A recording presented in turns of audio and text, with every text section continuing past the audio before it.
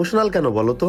আর তোমাদের আর কি দোষ দিব? বর্তমান সময় কিছু কিছু টিকটকার আছে যারা কিনা ভিউজের জন্য তোমাদের উল্টা পাল্টা বোঝায় ইমোশনাল বানায় ফেলে। আর আমি এইসব কথা কেন বলতেছি জানো? তোমরা তো ইতিমধ্যে সবাই জানো যে ইটস কাব্য ভাই আমাদের এই কমিউনিটি ছেড়ে চলে গেছে, সে আর গেম খেলবে না, সে আর বেশ কিছুদিন আছে। আসলে ভাই এইগুলো টোটালি মিথ্যা কথা। কাব্য ভাই ওই কথাটা বলছিল কিসের জন্য? এই কমিউনিটিতে উল্টা পাল্টা কিছু চলতেছে তাই।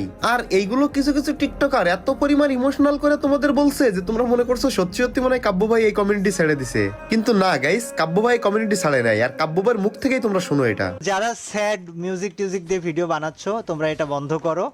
আমি এখনই গেম ছেড়ে দিই নাই, অ্যান্ড গেম ছেড়ে দিলে অবশ্যই স্পষ্টভাবে তোমাদেরকে আমি ভিডিও দিয়ে জানাই দিব যে আমি গেম ছেড়ে দিচ্ছি। আজকে থেকে তোমরা আমাকে আর দেখতে পারবা না, বা এই ধরনের কিছু একটা তোমরা দেখতে পারবা।